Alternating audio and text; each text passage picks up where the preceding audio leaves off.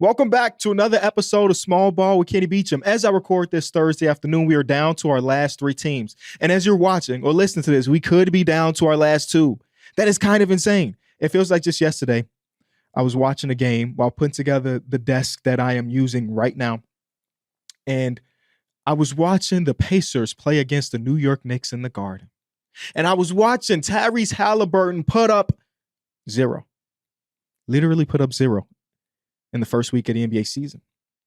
Now that same Tyrese Halliburton just gave us maybe the perfect point guard game in the history of basketball when it comes to the postseason. 30-plus points, 15 assists, 12 rebounds, 0 turnovers. The season has been a blast. We still got at least one more series left. It has been a blast, and I want to say I appreciate you for watching this show or whatever shows you have watched under this Enjoy Basketball Network or my YouTube channels throughout the course of it. I can't wait. Well, I can't wait because I do want basketball to continue, but I always love at the end of the season to review the content I put out so I could be better for next year. And I already got some notes that we here, baby. I asked you to leave a like on the episode, subscribe to the channel, go over to watch the other shows on the network. Numbers on the board. We're dropping Tuesdays and Saturdays, but now we're dropping on ESPN2 twice a week too. So that is Tuesday as well. So we get 2 Tuesday shows, different shows, by the way. And now we do a Thursday show as well, which is kind of insane to say that you have a TV show, but not just one time a week, but 2 times a week. And then lastly, we got Teed Up with Pierre Andreessen, where he just had Ray Hibbert, the Mr. Verticality himself, on the pod to talk about Knicks versus Pacers. And I haven't listened to it just yet, but based on the way Pierre explained it to me, it's an absolute banger. So you get a diehard Knicks fan who's back against the wall down 3-1 and a Pacer legend. And they're competing, they're debating? I don't know, but it seemed like they had a blast doing it. So go check all of those shows out. Okay. People are asking me, Kenny, if hypothetically, if the Pacers do close the series tonight, what are you going to do for the next week? Because game 1 of the NBA Finals is the Thursday. That is where I'm going to start my NBA draft stuff. Yeah, I'm committed to it this year. We're doing a special draft show. I don't want to give too much away. We're doing a very special draft show. And the last thing I'm going to do is look like a jackass. So I want to make sure I lock into as many prospects as possible. We just got a signature account, something I mentioned last week when we had Sue Bird on. So I can watch every single Carter Bryant pull-up jump shot if I wanted to. I don't know if I will, but I'm locking into the NBA draft. And maybe we do a little bit of draft conversations next week when we preview the NBA Finals. Let's get into talk about the Minnesota Timberwolves first. They lost a 5-game series to the Oklahoma City Thunder. I already did a video doing a recap of game number 5, so I don't want to go too deep into that game specifically, other than saying that the OKC Thunder, we talked about it all season long, historic defense, poised to go on a deep run, and now they are 4 games away from being the NBA champions. I think I kind of want to talk about the conversation around the Minnesota Timberwolves after losing this series, because though my screen time on Twitter is a lot lower now than it was, let's say, a year ago, I do occasionally tap in and see what NBA Twitter is having conversations about. And I know I am guilty of this as well, not to the extreme that Twitter does, but I am a person that becomes a prisoner of the moment. I am definitely a recency bias guy. Hell, I just said 2 minutes ago that Tyrese Halliburton just had one of the best point guard performances of all time. Guess what? I didn't even watch the 80s or the 70s or the 90s, so I couldn't even say it definitively. But in the moment, it feels like it, right? And I feel like people over on Twitter or all these other platforms, they are quick to anoint someone when things are going amazingly and quick to dethrone them immediately after doing something bad. And I'm talking about on the basketball court. And a lot of the conversations are around Anthony Edwards, who, you know, throughout the course of the series, we saw him be ultra aggressive at points. We saw him have games where he couldn't get to the basket or he didn't shoot shots until later into the game, and just ended up being very weird. Again, just talking about the conversation. Even this morning, no shots, but on Get Up, they had a segment that the lower third, and I didn't watch the segment, so I don't know what they responded to this, but the lower third said something along the lines of, shout out to Christian for sending this to me, did we crown Anthony Edwards as a superstar too early? Anthony Edwards is a 24 or maybe even 23. He might even be 23. Maybe I just added an extra year on his life. Anthony Edwards is a 23-year-old guy that just led his team to the conference finals in back-to-back seasons. Getting there once is hard. Damian Lillard knows that because he's only done it once, right? Getting there is hard. The Clippers know that. They've only done it once in the Kawhi Leonard era. So the fact that Anthony Edwards at this young age of 23 has done it twice already in back-to-back seasons should be celebrated more than he is torn down at this moment. Yes, we can acknowledge that this wasn't the great Anthony Edwards series that we saw in the first round versus the Lakers. Or we can acknowledge that he got to the conference finals last year and we saw some similar stuff happen on the court to this year. But we also have to recognize that he is just 23 years old. 23 years old, historically, they're just not this good.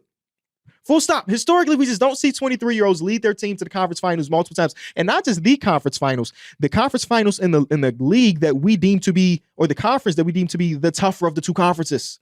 Oh, who's going to come out of the West? Who's going to come out of the West? It's a dogfight. The difference between being the 2 seed and the 7 seed is 1.5 games. Everybody's good out there. And he's led his team to the conference finals twice. So we need to just chill. We just need to chill. Because one thing we know about Anthony Edwards is every single season of his NBA career so far, he's come back the next year better. His first year of his NBA career, where he was second in Rookie of the Year to, I think it was LaMelo Ball, he shot 33% from three, if I'm rounding up. He shot 33% from three, averaged 19 points per game. The year after that, he becomes nearly a league average three-point shooter at 35.7. Year after that, it is 37%. The year after that, he drops down a little bit. And this is where people are like, man, he got to add some more jump shooting, some more three-point shooting into his game. This year, he led the league in three-point makes and nearly shot 40% on those. We've seen him get better and better and better. And in his post-game interview, after losing game number 5, he mentioned that there's nobody in the league that's going to work harder than him this offseason. And guess what? Based on the track record, I believe him. He went from a guy that was just not a great shooter to one of the premier shooters in the league. Even just last season, after they lost to Dallas, if I told you that Anthony Edwards was going to be one of the 2 best jump shooters in the league next year, you'd probably call me crazy, wouldn't you? He added that to his game. So maybe we can have the conversation of what he should be focused on, but I think he knows. He said he's not even going to tell the public. He's just going to come back and do it. And one of the things may have to do with continuing to grow as a ball handler, as a creator for not just himself and others. And I think that's one thing that will get lost throughout the course of this series, throughout history, is that I thought for all it was worth, again, him going against a historic defense that causes a gazillion turnovers per game for the other team, I thought he did a damn good job making the right play more often than not. Yeah, he piled up some turnovers throughout the course of this series, but more often than not, when he did get his feet into the paint, he made the right move, whether that be going up for himself or kicking out to the corners for shooters and so on and so forth. It got so bad that the noise got so loud that even in game number 5, Anthony Edwards became, I think this may sound a little bit crazy, became too aggressive because people talk about him being not aggressive in game number 4. And Anthony Edwards said after game 4 that he doesn't believe he had a bad game. And a lot of people pushed back on that, said, Ant-Man, you're one of the 2 best players at your position, if not the best player at your position. We need you to attempt more than 13 or 14 shots or so. And I can agree with that sentiment.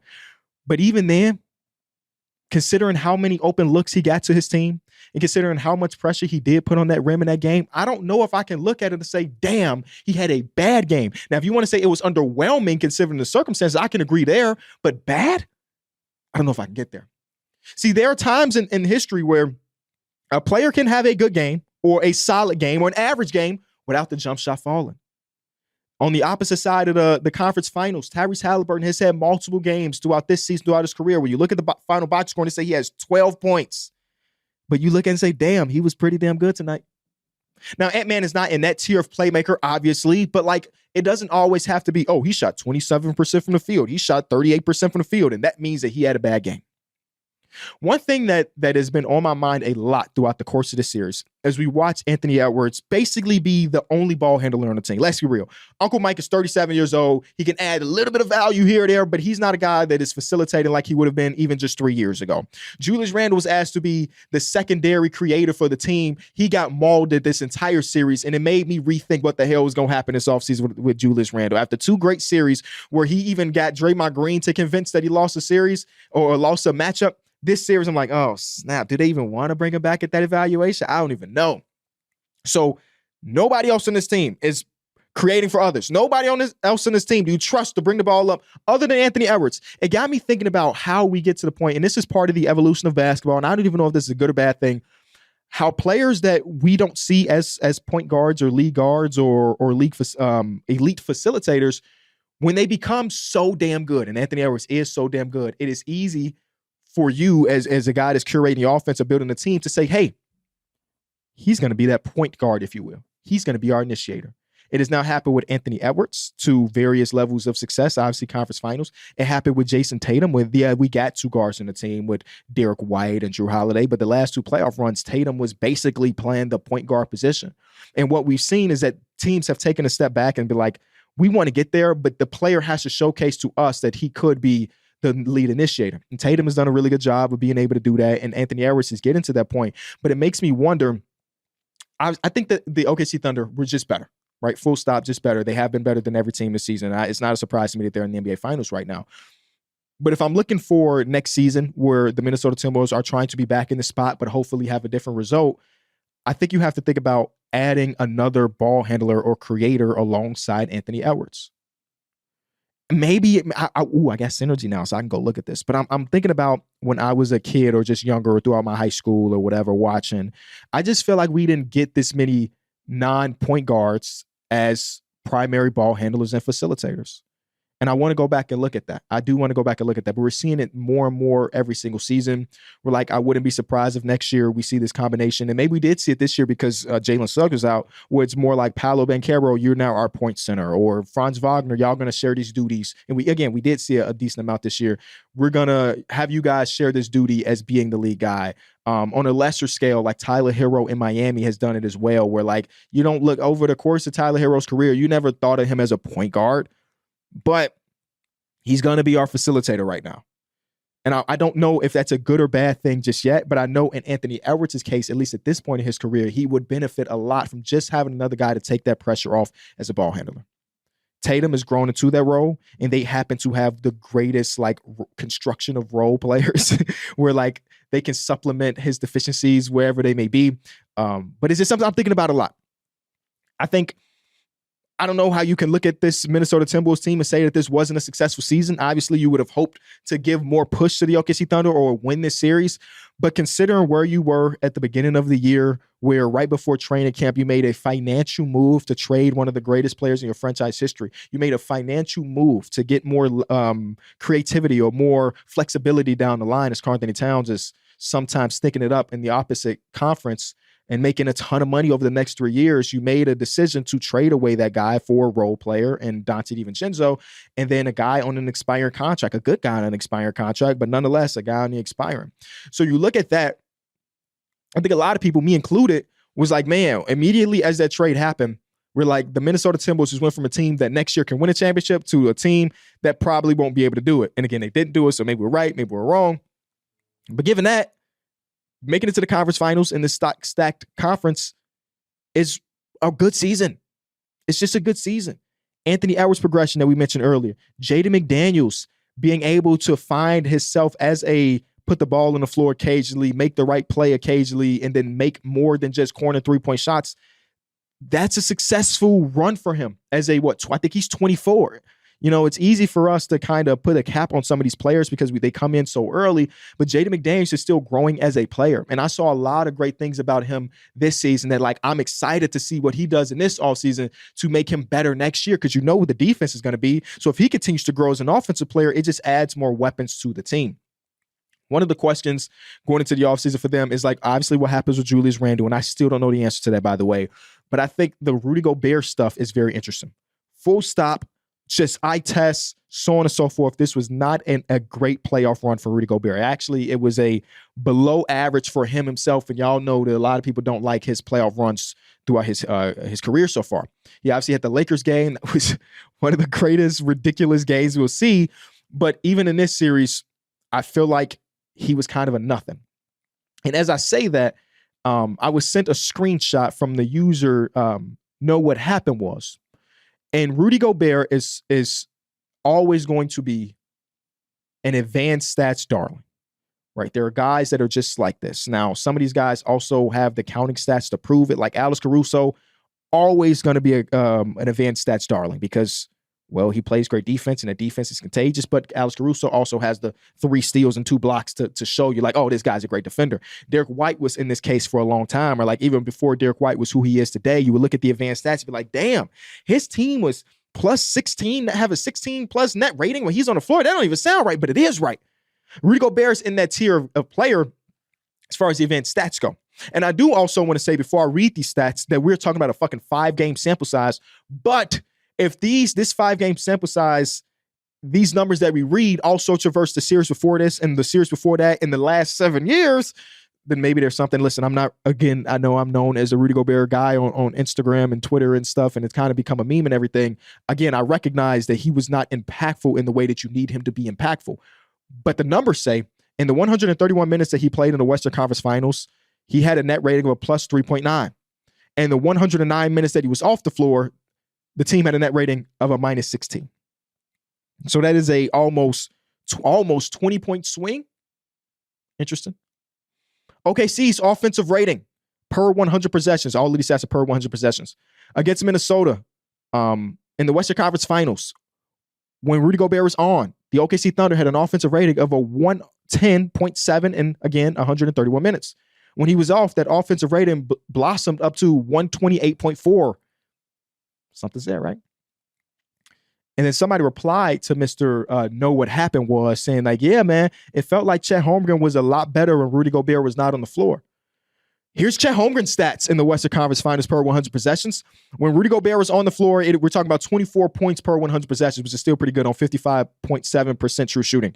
When Rudy Gobert was off the floor, Chet Holmgren had a 40.5 points per 100 possessions on a 72.9 true shooting. Whew. The counted stats are disgusting for Rudy Gobert. Undoubtedly disgusting counted stats. For him to be as big as, let me see what these counted stats end up being. For him to be as big as he is, there is no situation where he should average as little rebounds as he did in that series. I'm pulling them up as we speak. So in this series, Rudy Gobert averaged 6 points per game, 6 rebounds, an assist. Oh, they don't have his turnovers. Hold on. And a half of a turnover. In a 5-game series, Rudy Gobert scored 29 points. That's nasty. And what we saw is that his minutes decreased every single series, 28 minutes per game in the Lakers series, 27 minutes per game in the Warriors series, and then 26 minutes per game in this series. So you have to figure out for yourself, if you are Tim Connolly and the guys over, or the people over that make the decisions with the Minnesota Timberwolves, what do you think is more important? Those 3 different advanced stats that I read to you, or the counted stats? I don't know. Because as much as I just read to you how great the on and off defensive numbers were, I don't have those same numbers for the offensive rating for the team. For all we know, based on right now, the Minnesota Timberwolves offense could have tanked. Nope, because I did net rating. Never mind. Never mind. The Rudy Gobert stand is still standing, I guess. No, I think that you would have the conversation about there being a true limit to who you can be as a team if Rudy Gobert is your back line and he's only getting older and he just signed an extension. So these are real conversations. And then you think to yourself, okay, hypothetically, if you did want to move Rudy Gobert, who's buying a center right now? It's not many teams. The Lakers are buying a center. They don't want fucking Rudy Gobert. The Warriors are buying a center. Maybe they don't want fucking Rudy Gobert. You don't become teammates with the dude that strangled you on national TV. Probably not. So they're probably stuck with him. And you have to recognize that, yeah, he might be able to do so-and-so things, but it also might have a ceiling on it. So some interesting stuff. They also have the 17th overall pick this year. Didn't know that until like yesterday. I mean, it's a decent enough draft class with 17th overall pick. Can be interesting, right? You saw some things in this series with Terrence Shannon Jr., the guy you drafted this year. You know, he might become a real rotational player going into next year. So I say that all to say, though there are some real questions with Minnesota, you should still feel pretty good about what this season turned out to be. And there's still a lot of optimism for the rest of the, time that Anthony Edwards has here, which hopefully is the entirety of his career. Before we go into talking a little bit about OKC and the Indiana Pacers, I want to let you know that if you load up FanDuel Sportsbook right now, they got NBA Finals MVP odds. Now, I do want to say that it's subject to change. As of I'm recording this video, we don't even know who's winning the Eastern Conference just yet. But as of today, Shai Gilgeous-Alexander, the Magic Johnson Western Conference MVP, is a minus 600 to win Finals MVP. Damn. Hey, man, this team is electric. After that, Tyrese Halliburton is at a plus 800 The difference between the minus 600 plus the second place and plus 800 is crazy. Then you have Jdub at plus 3,300. And then Jalen Brunson, they still think there's a chance that they can come back and win in 7 is plus 3,500. But again, like I mentioned earlier, that is subject to change. Obviously, Shai Gilgeous-Alexander should be the heavy favorite based on him being as consistent as anybody in the postseason so far and his team being as dominant as they are. But you never know, right? You never really know. I remember going into the Cavs series, I didn't think that the Pacers would win that series, but I thought the odds were too good not for me to put a little bit of bread on. I think I put 250 on it, walked out of there with a little bit of change, not thinking about them actually winning the series, and they did. So you never really know these odds. Things are always shifting, and anything can happen in the NBA, as we are seeing as the Indiana Pacers are 1 game away from being in the finals.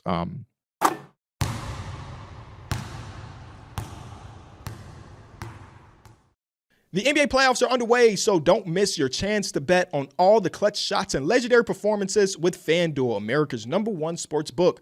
FanDuel is your best place to find your favorite player props. And now you can make heads-up plays with player performance trends. That means whether you want to bet on a player to drop 30 or to put up a triple-double, you can check the latest stats and see who's hot without leaving the app. Plus, after the game tips off, you can combine live prop bets with the same game parlay for a chance for a big win. Right now, I'm looking at round 2 of the playoffs. Those young guards and the Cleveland Cavaliers going against the Pacers defense, it might be kind of nice. So if you don't already have FanDuel, it's not too late to jump into the playoff action. You'll get started with $200 in bonus bets if your first $5 bet wins.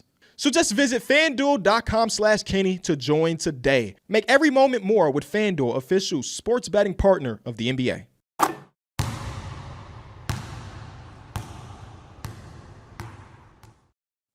Again, I don't want to go too much into this because the series might be over by the time you're listening to this, but there was an article that I saw, and I do want to say before I even reference this article, maybe this is the worst thing I can say right now. I didn't read the article, because I didn't want my thoughts about the topic of the article to be swayed either way. So the same thing I said about podcasts. I'm not listening to NBA podcasts because I refuse, even though I really want to know what Zach Lowe is thinking right now, I refuse to be inspired by Zach Lowe's takes. You know what I'm saying? And I think I mentioned this in an article that was being written. That like, when I say that, that don't mean that like, if I listen to Zach Lowe, I was going to come on the Kenny Beecham podcast. Nope. Small ball Kenny Beecham and regurgitate what he's thinking. But like, if Zach Lowe or Russillo or I don't know who else is out there, O'Connor, they're saying something very specific, then I have a tendency to think about that while watching the next game. So if you say, oh yeah, Tyrese Halliburton, I'm just making some stuff up. Tyrese Halliburton, when he's on the left wing and they start the action over there, they have a success rate of this. Now, the next time I watch Tyrese Halliburton, that's the only thing I can fucking think about. So that is why I'm not listening to NBA podcasts for the rest of the season. Hopefully, I can pick back up next year because I know there are a lot of great minds out there. And I do enjoy listening to basketball shows. As y'all know, I've been listening to a lot of college basketball. And shout out to Sue Bird, our guest from last week. I've been listening to her shows as well. So anyway, the article name or something along the lines was, can the Chicago Bulls use the Indiana Pacers as a blueprint? One thing that I was asking people close to me, like, you listen to small ball? They're like, yeah, we listen to small ball. And I was like, what would be your major criticism about small ball if you had one? Luckily they did, because I always want to get better. I like when people give me criticism. So if you have criticism, please let me know in the comment section. I always want to put together a great show for you. They were like, it's not enough Kenny Beecham. And what the hell that mean? The whole show is an hour of me talking. What the hell you mean it ain't enough Kenny Beecham? You know what I'm saying? And they were saying that we just don't get my fandom as much as we should. And I asked for examples. Like, what do you mean? And Chris said, well, my #1 podcast every single year is Bill Simmons. I'm like, you want me to use the Bulls in every analogy, just like Bill Simmons use the Celtics? I could fucking do it, man. So yes, I'm gonna talk about the Bulls today on May 29th, where they have been at home for a month and a half. I've been watching Instagram stories. Every single player on our team has gone on 1 to 2 vacations already, and damn it, I'm still bringing them up. The short end of it, no, the Bulls can't use the Indiana Pacers as a blueprint, and it kind of goes into the OKC talk as well. Because it's very easy for us to kind of look at the teams that are successful right now and be like, yeah, we can replicate that. Well, I think that what the Indiana Pacers have been able to do is somewhat of an anomaly. And I think what the OKC Thunder are doing is an anomaly as well. What do you mean, Kenny? The Pacers, if you're thinking about the blueprint that is the Pacers have drafted well. They've made trades, timely trades, time and time again. And for the last 30 years, this is a real stat. In the last 30 years, they've only had a top 5 or top 10 pick one time. One time. So you talk about using them as a blueprint. There's a level of stability there where this team is notoriously just always in the playoffs. This team is always in the hunt. And they have a few seasons now where they were able to get over just being a playoff team. And now, again, they're one game away from being in the NBA Finals. But the reason I push back on it potentially being a blueprint is that you have to trust the people in charge. You have to trust that they can find an Andrew Nembhard at the end of the first round, early second round. You gotta trust that when everybody's grading your trade as an F, when you trade away Malcolm Brogdon, that you say to yourself, no, we got something here in Aaron Nesmith. You got to find a way to finesse other general managers. The Pacers are not here if they don't make the trade Domantas Sabonis and Buddy Hield for Jeremy Lamb and the Holiday brother and Tyrese Halliburton. What is the likelihood that you can replicate a trade like that if you're the Bulls? Throughout any part of history? Not very high. The super in the circle Bulls fans might be like, hey, did we already do that with Josh Giddey? Maybe, hopefully, but probably not. So you need to find a guy. You need to find a guy, and you need to find a coach. You need to find the front office that is going to be able to pull off the Pascal Siakam trade. You're going to need to find the person that can find TJ McConnell, who is on the worst tanking teams in the history of this sport, and say, hey, we want him to not just be a part of the Pacers, we want him to be the heart and soul of this second unit. You have to find a way to do those type of things. And you have to know when it's time to move off of a player. Buddy Hield. I know there's a lot of flaws in Buddy Hield's game, but Buddy Hield and Tyrese Halliburton played very well together. And I remember once they traded him away, there was a little stretch where you're like, damn, the Pacers just ain't getting as many three-point shots up because they traded away Buddy Hield for nothing, basically for nothing. So could they use it as a blueprint? I think that would be fool's gold to think that you can play the middle as good as the Pacers have played the middle until it was time. And spoiler alert, them playing the middle is a lot of the times them being a 4, like throughout the last 30 years, they've been a 1 seed, they've been a 2 seed, they've been a 4 seed multiple times, they've been a 5 seed. The Bulls playing the middle is like, can we get to 9? Can we get to 10? Can we win that game to get to 8? So they're playing the middle class, or we're playing the lower middle. Nah, I can't do that. It would be fool's gold. It would be fool's gold. You have to do the right thing at the right times, and they haven't been able to do that. But I think this all ties in because I did see a tweet and I want to say it was from, it was a Houston Rockets fan, one of their biggest. Let me make sure I get a shout out because I don't want to talk about your question. No, it wasn't a question towards me at all. It was just a tweet that I saw. And if the internet's not working here. Okay. All right. Well, it was from a Houston Rockets fan that I follow. And it's basically saying like, hey, the OKC Thunder, Bias Houston, shout out to Bias Houston, Will made the tweet that said OKC is equally a case study in being patient and letting your budding talent develop. SGA, Jdub, and also recognizing who's the weak link of your team is in moving from them for impact players. Giddey. Well, I don't have anything to disagree with Will. I think what he just said is 100% true. That is the best case study for something along the lines. But I do also think that this team is an anomaly. That a lot of the good young teams in basketball won't be able to use the same mindset and see the level of success that the OKC Thunder have. Because this is one of the youngest teams that have been able to do what they're doing right now. But also, I want to remind you that them keeping this young talent together is them having the fucking MVP of the league. And historically, if you're talking about teams trying to keep young team together, one of those guys is not the MVP eventually. You know, one of the secondary guy is not also an all-NBA player and an all-defensive player because that's who Jdub is. The third guy is not a guy that would also make an all-defensive team if he didn't break his fucking hip. You know? So in theory, I completely agree with what Will is saying, but similarly, what I said about people not trying to use the Indiana Pacer blueprint, I don't think that other teams should be looking at like, yep, their average age is, I don't know, I'm making this up, 24 and a half. Our average age is 23. We're 1 year away from doing what they, no. So obviously Will in this situation is talking about his Houston Rockets, who are going to be in conversation this entire offseason about what should they do. Should they trade for Giannis? Should they trade for Kevin? Should they do this? Should they do that? Is Alperen Sengun available? Is this guy available? And again, I follow a few people on Houston Twitter, Houston Rocket Twitter. I think majority of them are team, let's just chill and let's see what we have again. And there's a portion of them like recognizing that as good as these young players are, if so-and-so is available, we have to really have the conversation. I don't know where I sit on this just yet.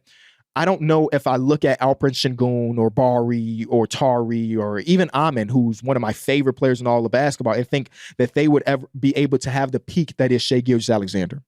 You know what I mean? So because of that, I'm a little bit of a, just push back on that, the idea just a little. Because at the end of the day, in order to do the things that OKC is doing with this young core, you need to have, whether you love him or not, Shai is a historic NBA player. He is 26 years old. He already has an MVP, and he's 4 games away from having an NBA championship. And there's nothing about his game to make me think that he won't be all NBA as long as he's healthy for the next 6-7 years minimum. And then we might be looking back on his NBA career, depending on if this becomes a dynasty, and be like, damn, he's one of the so-and-so players ever. Again, I don't know the future. Alperen Sengun has been better every single year of his career. Amin Thompson has a ridiculous ceiling. I just don't know if it's Shai. So I'll just push back just a little bit on that. Just a little bit.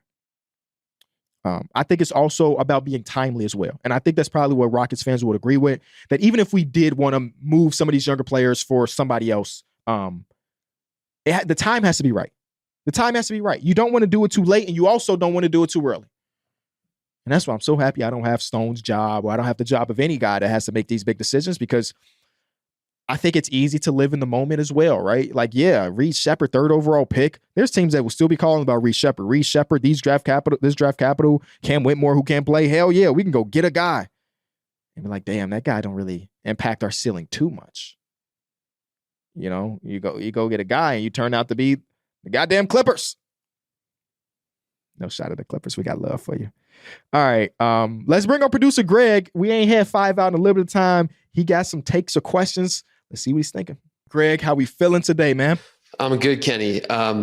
November 21st, we did an episode, and we did a 5 out, and I wanted to play it for you and get your reaction to it now.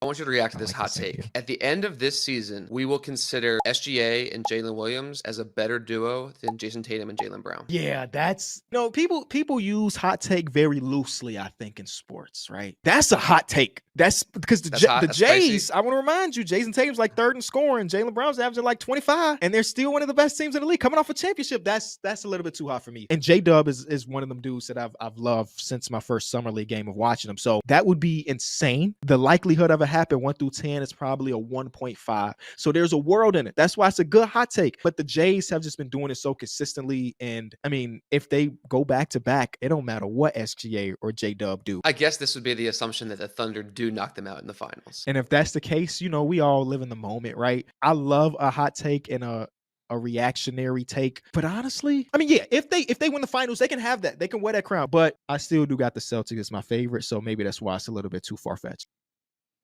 What a take from Greg, baby. Look at you. Wow. I'm sure you could pull a lot of bad takes, but yeah. How do you think that we only that care aged? About hits on this channel, man? Yeah. We only care about hits. I wholeheartedly agree now.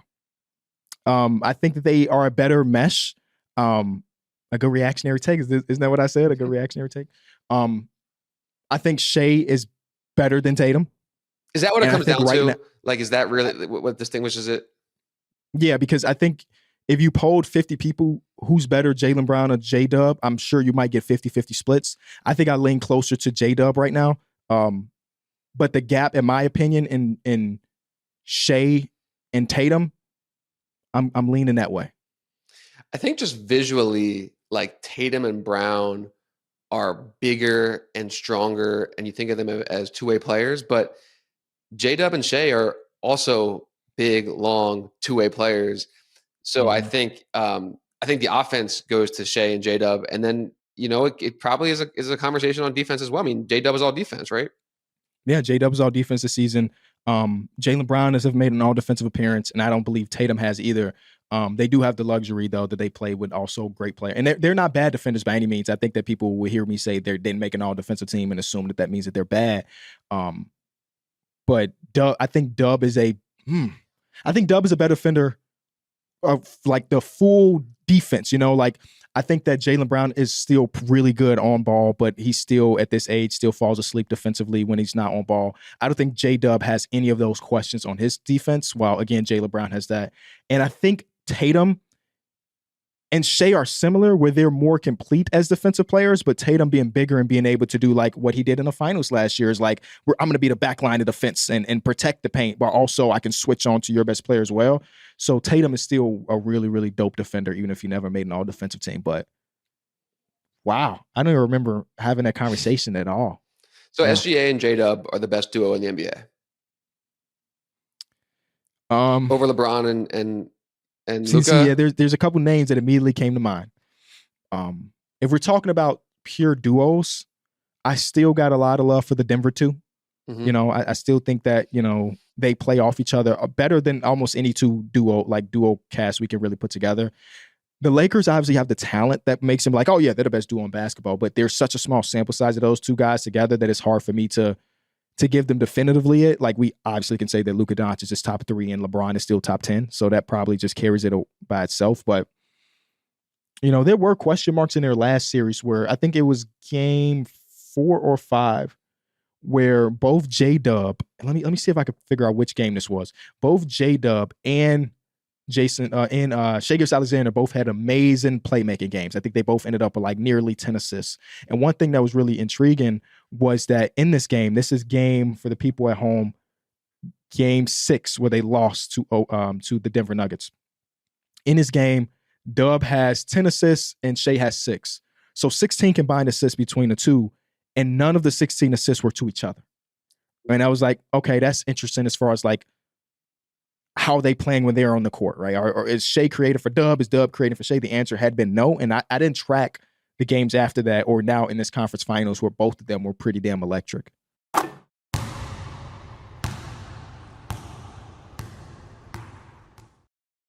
Now let's get into Ask KB. All you got to do is hit us up on Twitter, on Instagram with some questions today. We got some ones written in on Twitter. We got some audio ones. We appreciate everybody that has been a part of the show throughout this last season. The first question comes from someone who says, Ask KB, who is your dream guest on the pod that is not an NBA player? Much love from Mongolia. Yo, we international, baby. Much love from Mongolia. It's nuts. It's a really good question. There's a couple names that come to mind immediately, but they're NBA adjacent. Is that okay? Like Amar Rashad from Inside Stuff, one of my favorite shows I may even have a VHS behind me of Inside Stuff, but one of my favorite shows, one of the shows that inspired me to become a creator. I don't know what the hell he's doing nowadays, I'll be honest with you, but I would love to kind of pick his brain about the process that was creating that show and hosting that show for as long as he did. And I'm sure he has, again, this is going back into basketball, so that's maybe not answering your question, but I'm sure he has so many great stories to tell because him and Mike were really close when Mike was in his prime. And Mike, not being a social media era and so many cameras and stuff, it's still like a fictional character to me. Right. And I just know that every story we've heard is like, damn, that guy was a beast. Damn, that guy had the right mindset. And I wonder if Amar Rashad can I want to see a different side of Jordan outside of the competitiveness, outside of the golf where he said he played 63 holes in one day, which is what? Is there a soft side to Michael Jordan, Amar Rashad? Can we talk about that? I don't know. I would also like, this is about the, I would also like to, again, this is not basketball related. Had James Roday Rodriguez on the show. And I couldn't tell you if he knows a single thing about basketball. But my two favorite shows in my life is The Simpsons. Y'all know that. I don't even know who. Nancy Cartwright, you want to come on the podcast? Matt Groening, you want to come on the podcast? The Simpsons and Conan O'Brien for The Simpsons. There we go. Boom. Conan O'Brien has written some of the best Simpson episodes ever, whether it be Marge versus the monorail and so on and so forth. So it's Conan O'Brien for The Simpsons. But James Roday Rodriguez, and I never know if I'm saying it, is it Roday, is it Roday? He's from the TV show Psych, my second favorite show of all time. And it's like one of those things where, like, I think I did this a little bit with Sue Bird, where I get too excited about having a guest, where I'm so quick to be like, hey, you impacted me this way. And I think it could be kind of jarring to some people. I need to tell him how important he was for me and my homie in high school, man. Like, rest in peace to my guy, Charlie. We became friends based on the show Psych. And there's so many stories. I want to ask him about the production, because he also produced and directed a lot of the shows there, and about curating the characters and so on and so forth. And, you know, if it wasn't for that show, I don't know if me and Charlie become friends and have this long-lasting impact on each other. So those would be it. And if we're staying away from like just the pure politics of it all, Barack Obama would be fucking dope to talk to. I don't know. First black president. My president is black. My Lambo's blue. I'll be goddamn if my rims ain't too. Come on, man. So those would be my three. Or did I say four? Because Conan O'Brien's is kind of high on that list. Because he's been able to do so many different, wear so many hats. Next one comes from Davin that says, if Shea wins MVP and Finals MVP, where does he rank amongst all-time Thunder players? I think in the vacuum, he is number one. But I think that the people like me that are in their 20s and 30s will be we won't give up that crown from. So I guess the question is more like, are we talking about in fan love? Are we talking about the best player that has ever played for this organization? Right? Because even if Shea wins an MVP and a Finals MVP, it will be hard for me, and maybe this is just because when I grew up, for me to say that he was a better basketball player than the prime of Kevin Durant. Even if he does do that, I think it will be hard for me to accept the fact that he would be more well-beloved in OKC more than Russell Westbrook.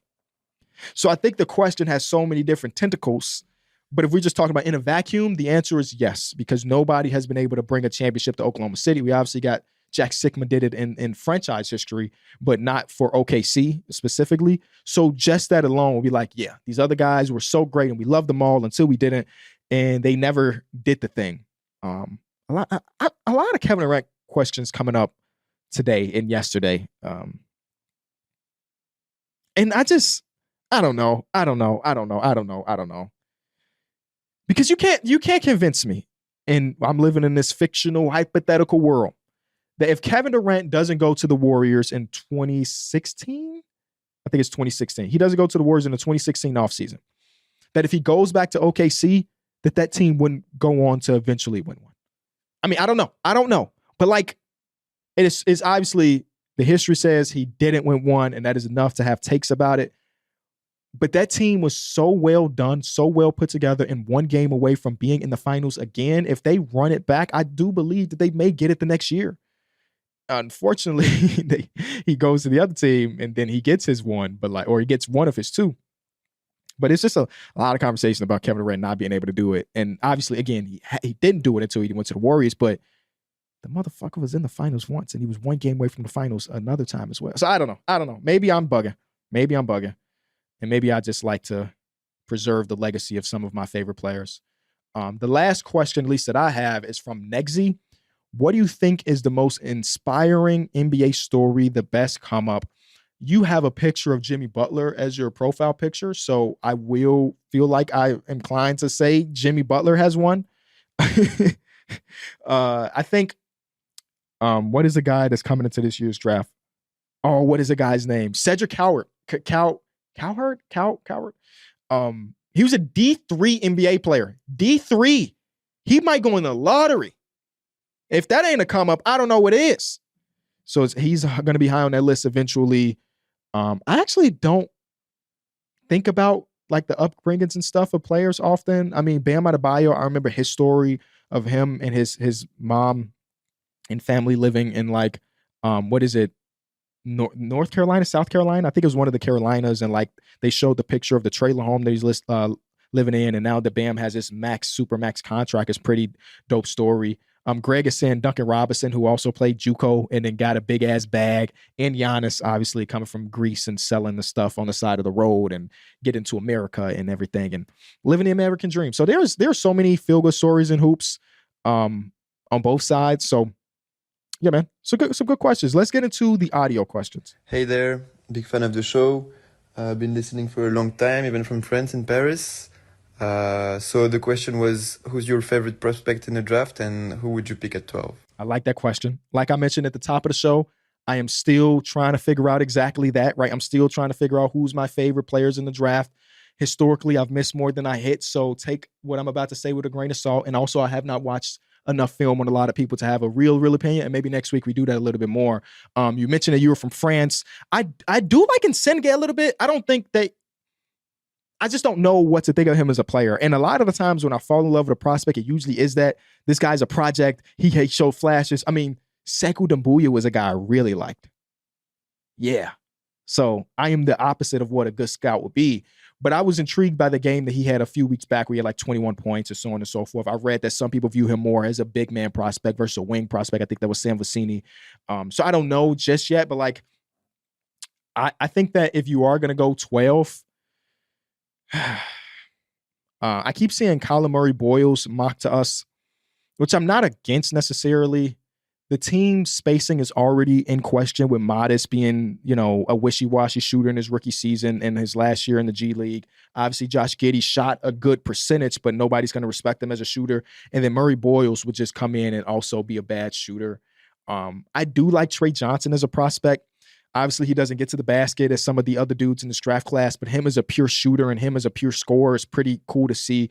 On the higher end, I kind of been seeing, this is, again, from the little bit of footage I've seen, this is not, don't take this as face value, but like some of the moves and some of the creation with the jump shooting reminds me of Book. Some of the pull-up jump shooter reminds me of Book, man. And I'm like, ooh, it's going to be hard to be Devin Booker, but that would be kind of cool. I did watch a lot of Kasparas Yakashonis this year at Illinois since I'm an Illinois fan.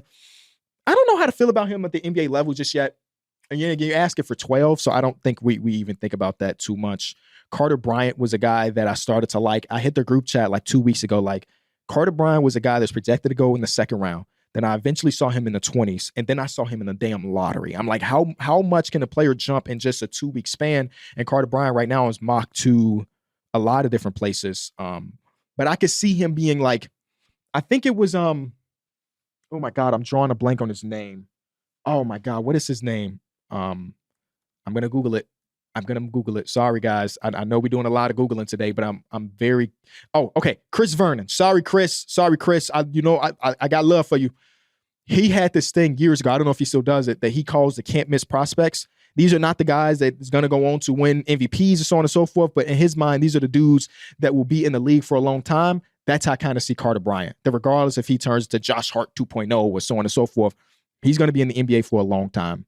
I really like Jace Richardson until I found out me and him are the same height. So it's a lot of guys in this draft that are interesting to me, but I still haven't done the full deep dive on a lot of these players. Shout out to my boy D Queen as well. Thank you so much for listening or watching this episode of Small Ball with Kenny Beecham.